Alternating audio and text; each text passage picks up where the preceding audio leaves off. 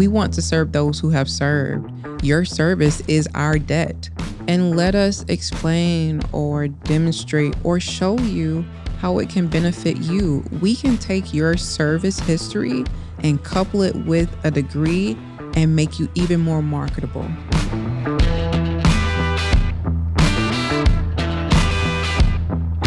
Welcome to the Governor's Institute podcast for military service members, veterans, and their families. This podcast is designed to help connect those who served and their families with the services and benefits they've earned. Listen to thoughtful conversations that offer insights and everyday tools to get the most out of your service, wherever you are in your career. Follow this show wherever you get your podcasts and stay connected at governorsinstitute.org or follow us on social media at GOVINST. Now let's get to the show. Hello and welcome to the NC Strive podcast, where we focus on empowering military members and veterans and their families in the journey through higher education and beyond. NC Strive is a diverse consortium of groups committed to this cause. It's made of 2-year and 4-year public and private schools, federal and state agencies, and passionate advocates. Since 2015, we've been dedicated to increasing awareness and knowledge about the unique challenges that veterans and their families face as they transition from military life into college and a more academic setting. And that's our goal here in this podcast series. We'll be diving into an array of topics from mental health resources to academic accommodations to budgeting and financial management. We'll be trying to get a good, actionable ground game out there for both military students and the people whose job it is to help them navigate educational institutions. I'm your host, John Camp. In this episode, we're doing a deep dive on financial planning and support, something that touches everybody making the transition from the military to the classroom. To explain this critical piece of the puzzle, I'm joined by two people who live and breathe it every day. Dr. Cierra Griffin, Executive Director of Adult Learners and Military Students at Fayetteville State University, and Nick Drake, Director of Military and Veteran Services at NC State University. We're going to be talking about financial resources that are available for military students. We'll discuss strategies for managing finances and talk tips for navigating the financial aid process. Dr. Griffin, Nick, thanks for being with us today. Both of you have military experience, and so it probably makes sense to dive in there because you've both used the strategies that we'll be talking about today to enhance your own lives. Dr. Griffin, take it away. Set us up with your own story and help us understand who you are a little bit. Thank you so much, John, and please call me Sierra. First of all, the military is deeply embedded in my family. I think I was probably the second person to join the Air Force on either side, my father's and mother's side. But my joining the military is kind of a funny story. I did Air Force JROTC in high school in Georgia and in Florida. And when I was a senior, if you all can recall, when you take the ASVAB, the Army comes knocking, especially if you have a score to get in. So I was almost in there, but one of my uncles who actually adopted me, he said no, because I was trying to join after junior year, and they can take you to basic training and you come back. So he said no. So I said, okay. So I forgot about it. And then I was admitted to Florida State University, and Florida has the Bright Future Scholarship. And I was awarded the 75% scholarship. But then I went to Florida State my freshman year and tried to do high school things in college. And so I lost my scholarship. So I started freaking out about how I was going to pay. And it was unnecessary because I had a ton of other scholarships and grants. But anyways, I didn't realize that. So I went and found an Air Force Reserve recruiter. And I think I found him in June. Within a month, by the end of June, I had went to MEPS, did my oath of enlistment, and I was at Lackland Air Force Base in San Antonio by July. It was so hot, but I entered as a hydraulic maintenance technician. I was reservist, so my reserve station was Duke Field in Crestview, Florida. I did hydraulic maintenance for 6 years. I was the only female in my technical school and my job, and the guys did not take it easy on me, and I'm thankful for that forever. But after 6 years, which was my initial enlistment, I decided I'm going to cross-train into something that's not outside because the flight line can be unforgiving. So the Air Force, as you all probably know, has their own Air University and Community College of the Air Force, which, by the way, Fayetteville State University partnered with this year. I became an education and training technician because I'm skipping, but after I joined the Air Force, I was able to go back to Florida State and finish up my bachelor's degree. And I knew that I was going to work in higher education. And so I said, let me do it on the military side. So I became an education and training technician the last 4 years of my Air Force career. And then I got bored. And my husband is active duty Army. He's an 82nd Airborne paratrooper. And we've been at Fort Liberty since before it was Fort Liberty. It was Fort Bragg at the time. He loves his job. He sang in the 82nd Airborne Chorus, and he just made it look so awesome. So I said, I want to go be an Army officer. I have a couple of degrees. Let me go do that. And so I attempted. I actually went to basic training for the second time in my life at Fort Jackson. Crazy. And for punishment. Yes, I am.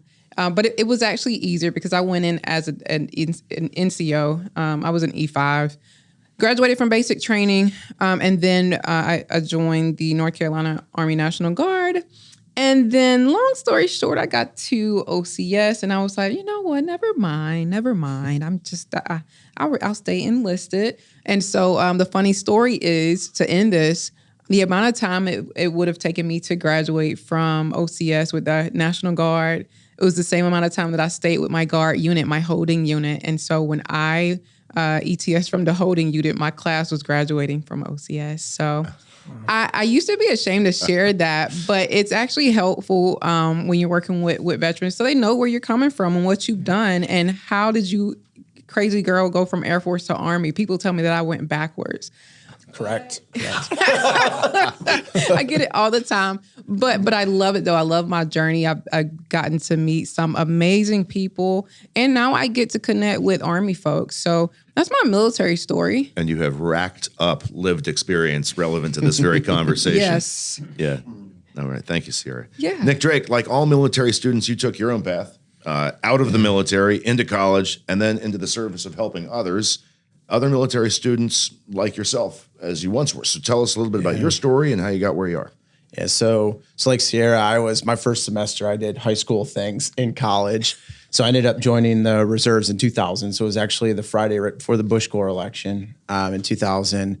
I enlisted as a petroleum supply specialist, which is a fancy word for gas person, gas man, whatever you want to call it. You pump gas for Uncle Sam, basically. So I was always ashamed to say that at first, but I was like, that was the biggest signing bonus when you got in. Mm-hmm. But regardless, I did the first enlistment up through 2006. I think I re-enlisted in 2005. 0304, I was stateside in support of Operation Enduring Freedom. And then I was in Iraq for Operation Iraqi Freedom in 7 and 8 in a combat engineer unit operating as such.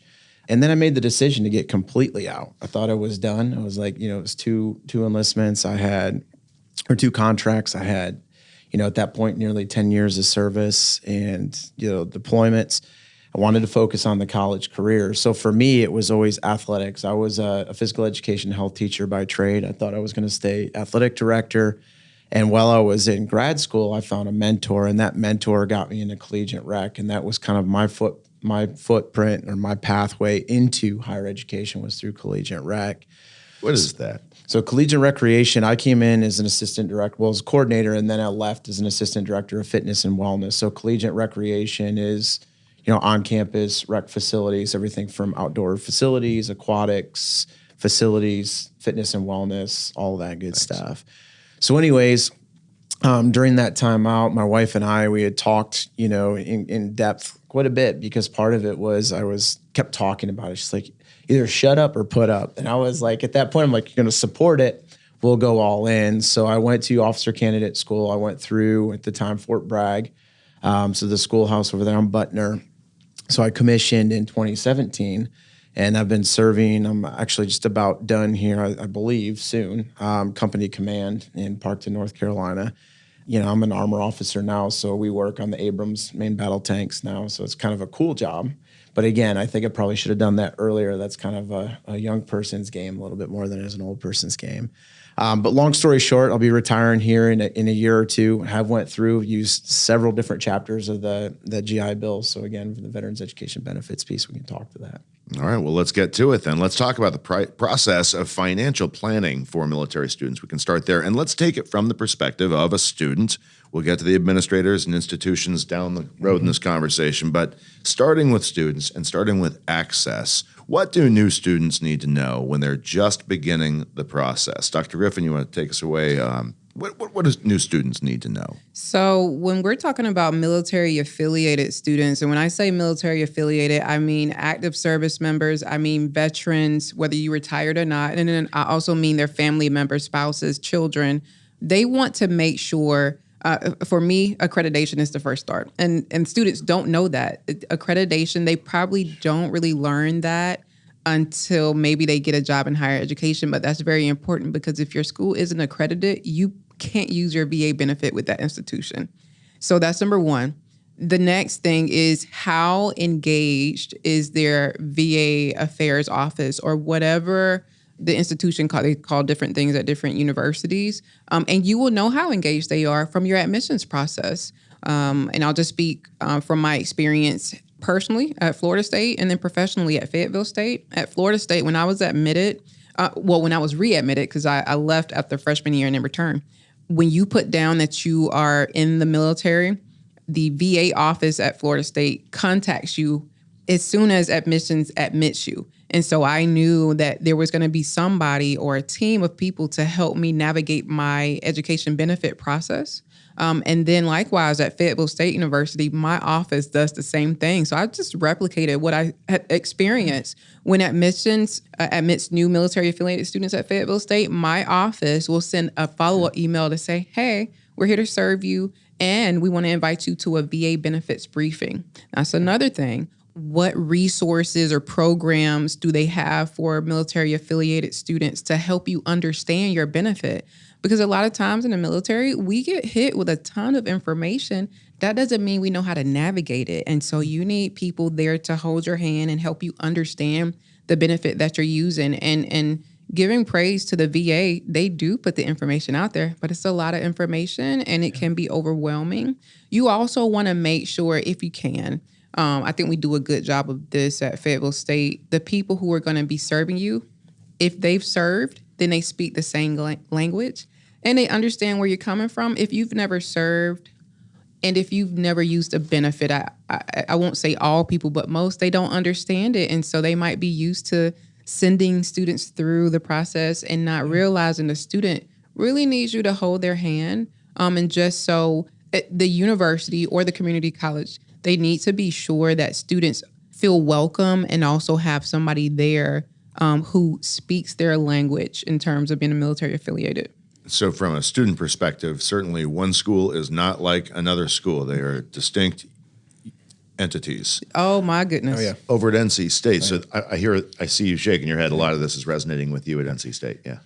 Yeah. So I think, even in addition to what Dr. Griffin had said, that's the same similar process and understanding of, how things should and need to really evolve is really advising incoming students of not only what the benefit they're eligible for, but seeing if there's additional benefits they might be. So for instance, if a student has a service-connected disability, right, advising on the use of Chapter 31 compared to 33, if you have other eligible dependents that you plan on, passing the benefit along to.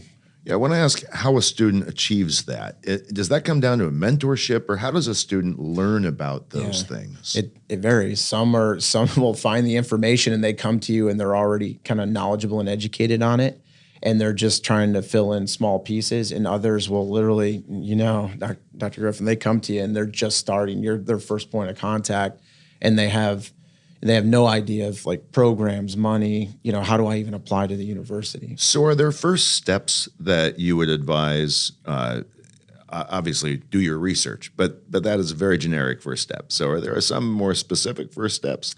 Definitely. And I actually, when telling students to do their research, that means I feel like we're assuming that they know where to start the research. What that means. And what it even means. And so I often do not do that. Instead, I'll tell you, to Mr. Drake's point, when veterans come in, they don't often know they have these other benefits. I had this one student who's a Chapter 30 beneficiary. So that's old school GI Bill, but also Chapter 31. And Chapter 31 is the Veterans Readiness and Employment. The veteran has to have at least a 10% VA disability rating to use, but it's a great benefit. And the veteran that I'm speaking of, he didn't know that he had that when he came in. That's correct. Yep. And so when military affiliated students are just starting out and they don't know, locate that VA office or VA center on your campus. Ask admissions team, do y'all have anybody who assists veterans or their families? And they should say yes. Most institutions in the United States do. And admissions or somebody on that college campus should direct the students there. That office or that team, they should be proactive in reaching out. But a lot of times teams are not humongous and they can't do that. And so the admissions team or somebody at that university or college should provide that information to the student. The student goes to that office or the team or that person and ask, can you tell me what benefits I might be available? And if they're a good team or a good office, they will have a set of questions. Are your parents connected? Did you serve? How long did you serve? Do you have a VA disability rating? And you will know if you have one because you'll get a letter telling you what you have, and you would have been to the doctor a ton. But I would say that figure out or find out, ask a simple question. Do you have anybody here who can help veterans? And they'll take it from there. They should. My next question was actually going to be about pitfalls, but it sounds like the biggest pitfall may be not taking those steps to get interested or engaged in your own veteran status and how that might help your educational experience. But aside from inactivity, are there pitfalls, some that are more common than others for military students? I'm going to say yes. And I'm going to attempt, and y'all can, Mr. Drake can correct me later, but I think as military service members, when you're in service, I felt like, I'll speak for me, I wanted to make sure that I was on top of my game to my leadership. And when you try to do that, you might sometimes act like you know something when you don't, and you suffer in silence. I think a lot of our military affiliated, especially our veterans, they will suffer in silence because they don't want to appear like they don't know. And it's okay to not know, because otherwise you miss out on the amazing resources available to you. I'm probably jumping ahead. We're going to talk about financial aid later. It's coming up. Okay, I'll save it. It's on the list. I'll save it. Let me ask you quickly about pitfalls while I've got this topic on my head.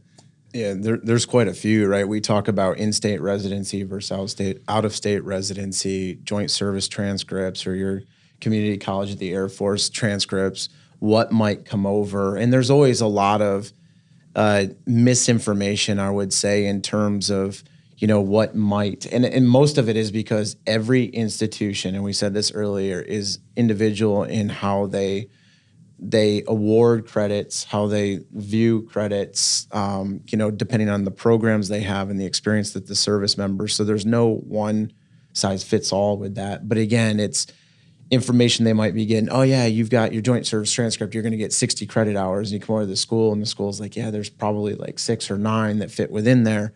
And then you've got this disconnect where, again, being a service member or having that experience, you're able to have those conversations. Look, I get the frustration. I could tell you this is a common thing. This is how we get past it. So those are things. It's just misinformation, and on top of, seeking out the resources and trying to be knowledgeable on what's out there. Dr. Griffin, I want to talk about the act of getting money, because you led us here. So let's talk about it. The actual act of getting money. I know that you preach exhausting your benefits and scholarship opportunities before turning to loans. So let's start at that level, talking about the things that you don't have to pay back necessarily. Take it where you will. Oh, my goodness. One of my favorite topics of conversation when I'm meeting with veterans, and it's really the veterans or active service members who don't know my experience. The dependents, they typically know, I can complete the FAFSA every year and get some Pell Grant, which is based on need, or get some state or other federal grants, which means you don't pay that back. But our veterans, they think I can only use my VA benefit. And if I'm using that means I cannot apply for Pell Grant or any other. And the look you just made, John, I'm like, yes, you can, and you should. In fact, you might want to, especially, NC. I was going to say NC Promise. Fayetteville State, we're an NC Promise school, and so our tuition is $500. And so, while you have your benefits, you might consider getting you a master's degree later, which is going to be more expensive.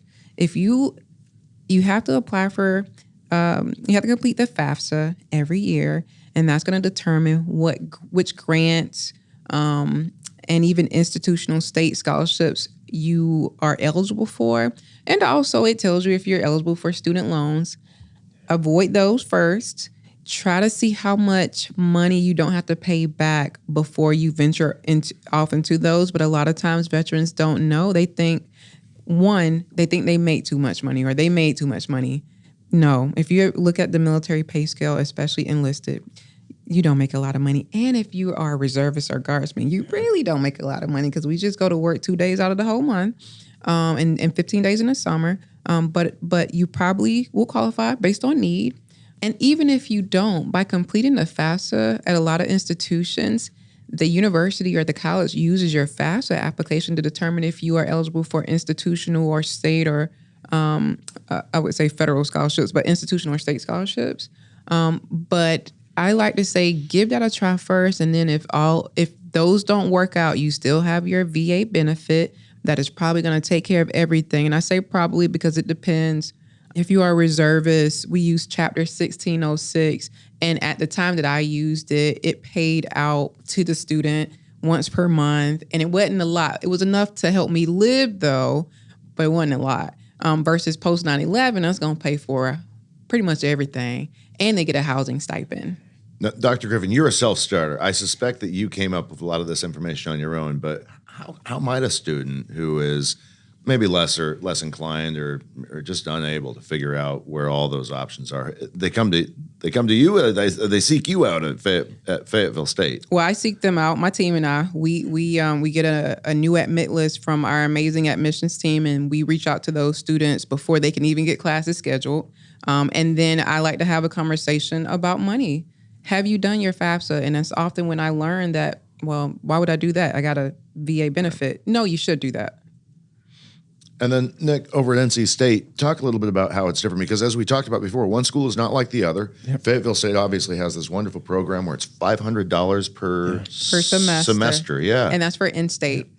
Remarkable. Mm-hmm. NC State students do not enjoy that kind of financial assistance, right? But there are other programs available to them. Talk about what that looks like on your end. Yeah, so again, I think the key takeaway here is what benefits they know they're eligible for, or we know, right? And then what they might be. So Dr. Griffin had mentioned the Chapter 30, where that might be more advantageous for a student is if they're serving on active duty and they can't double dip on the BAH, that basic allowance for housing. So again, a lot of it just goes back to, if they don't know, having a knowledgeable staff that has the conversations to know, yes, you always do your FAFSA because it's non-competing. If there's other scholarship money out there, apply for scholarships. It's just, it depends whether you see it as an individual worth your time and energy to do it. Money is money. You can either continue using your benefits and you can bank that money ahead for a future semester, or you can say, hey, I'm just not going to use my benefits this semester.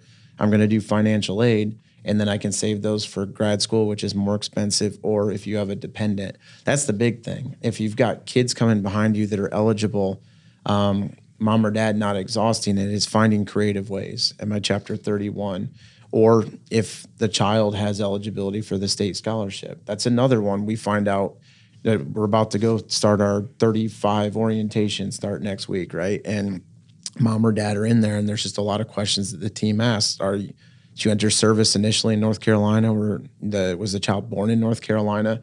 And these conversations start to stem, okay, you may not have to use the GI Bill benefit because it sounds like you're probably eligible for the state scholarship. This is how you apply. This is who you talk to. So it's just, again, the staff knowing, and then as people come in there asking the right questions and not just, oh, you want to use 33? Well, this is how you do the certification request. But yeah, money is more of a challenge. I just had a conversation today with active duty service member that wants to use complete DOD tuition assistance, which is capped at 250 a credit hour for a MBA program that is like $800 and whatever per credit hour, right? So there's always going to be a gap, and it's how do we bridge that gap, narrow that gap? Well, here's the information. Now you as a service member, we can talk through what that pathway looks like. I love it. And in the flow of this conversation, now our students, our hypothetical students, have found some money. Let's talk about financial management. What are some of the strategies that you're shaking your head? What are some of the strategies that military students, maybe specifically, maybe not, I don't know if this is a more general question or not, but strategies to be financially responsible once you've got some of those dollars coming in, and budgeting? What do you tell students? I always share my personal experience because I was a reservist and my VA money came directly to me, but also I completed my financial aid application every year. And so I had my grants and institutional scholarships. And I would always think about how I'm going to live for the rest of the semester because I didn't get a housing stipend. And so I always tell students, can you afford to pay your rent for this semester? So that's one less bill you have to worry about. Can you afford to rent some books? Most institutions now have textbook rental programs that are included in student fees, but there are probably some institutions who do not, and you have to buy your books. Can you afford to rent your books? Can you get your books online in a digital copy? That'll save you some money. Can you set aside some funding for how you're going to eat? Just think about how much you eat per week, per month, and see if you can't set aside that. One of the other things I like to tell my military affiliated students is look at that bill. You can plan for the next semester if you can look at your last month's bill. And if you are a brand new student, it's your first semester, it's your first bill. Let us look at that together. Can you send me a copy so I can tell you this is how much they're going to charge you this semester? And our bill also shows how the financial aid will be applied, and or they will know how much VA money they're getting. Let's figure out how you're going to make that stretch across this one semester. It sounds like you and your colleagues are valuable assets for the students at Fayetteville State. Nick, what's at NC State regarding resources that are available when maybe you don't have a personal shepherd to help you through, the resources that might be available to help students understand better what their budgetary outlook could look like? Yeah, so at NC State too, there's resources on campus, and I talked about this in the last podcast too, that universities generally do a phenomenal job. There's offices that are there for just about everything, and we certainly tap into that. But also, we use a lot of the community resources. So if you can find a veteran or current service member, or whatever it may be, that's working in industry that can serve as a mentor to have these conversations, we generally try to take advantage of that. So I think of, folks like, First Command is one of them with a lot of veterans, and I know there's the Fayetteville. But again, these are conversations that they'll come in, and we'll do workshops generally throughout the semester where students can come in, to learn about like finances in general, what they should be doing, how they should be planning, especially if retirement's on the docket for them. And then additionally, like job opportunities. And I don't want to get too far down the road, but hey, if you're looking for opportunities post-graduation, we're hiring veterans, military families. Here's opportunities for that. This is great. Well, we've been looking at this so far largely through a student lens, shifting our focus just a little bit to look at it from the vantage point of the institutions. What programs do you think are the most important or valuable for students? And then maybe put another way, what can schools do to ensure that military students are getting every advantage or every educational benefit in any way that they have earned? What can schools do? Oh my goodness. Have a dedicated VA center. If you can afford the space and the manpower, have a dedicated center, preferably with people who have served because they can speak the language. Consider offering a scholarship for certain VA beneficiaries. And I say certain because there's certain stipulations that apply when you partner with the DOD and people using VA benefits. But Fayetteville State, we offer a military tuition scholarship, and it is really beneficial for military affiliated students who didn't serve, because when you use tuition assistance, it covers tuition, of course. And when you use Chapter 31, I think that covers everything. if a person has a disability rating, they use Chapter 31. If they served on active duty for so many years or so many months, there's Chapter 33, which can also be transferred to a dependent.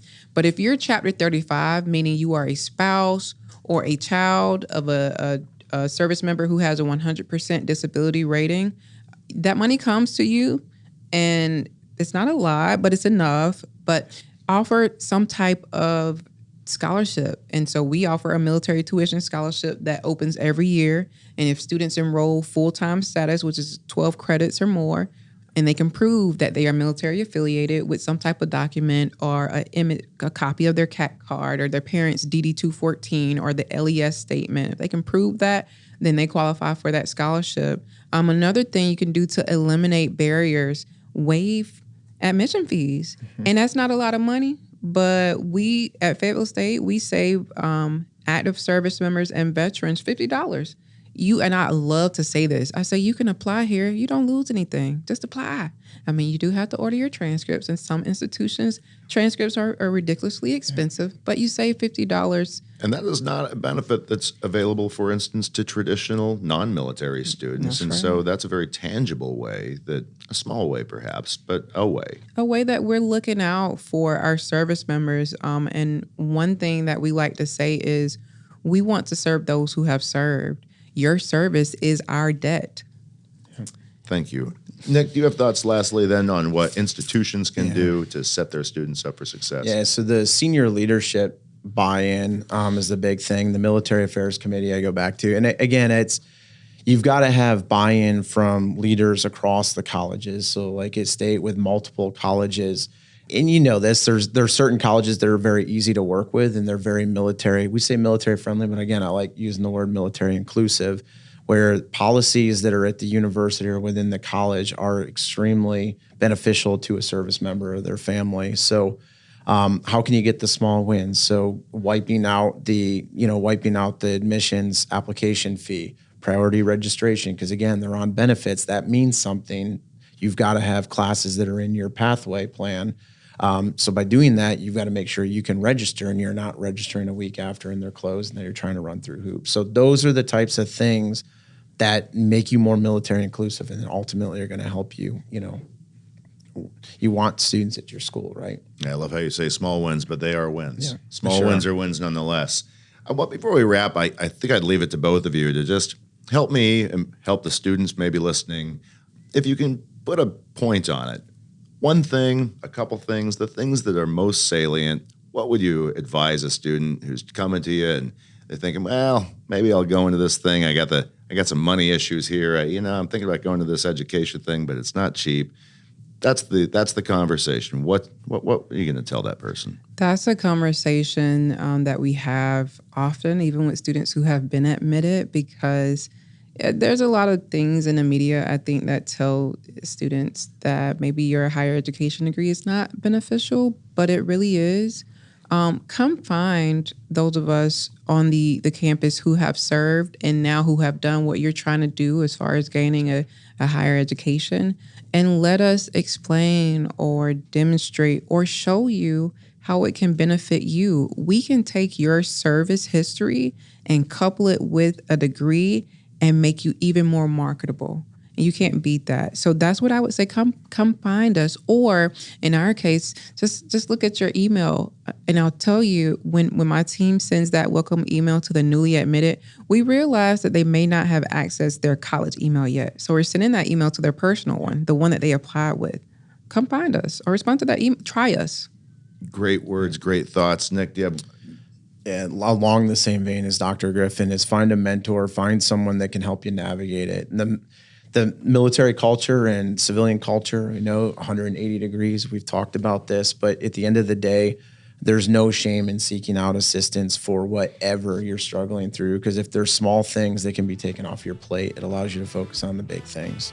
And that's the end of it. That's great. Thanks so much. Nick Drake, Dr. Cierra Griffin, really appreciate you both joining us and helping us navigate this often foggy landscape. And thank you. If you are listening or watching this NC Strive podcast, whether you're a student or an administrator, a family member, or a friend, We hope you found it helpful. To learn more about NC Strive, visit strive.ncgwg.org.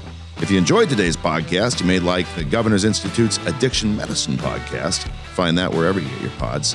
And thanks again for joining us on this NC Strive podcast.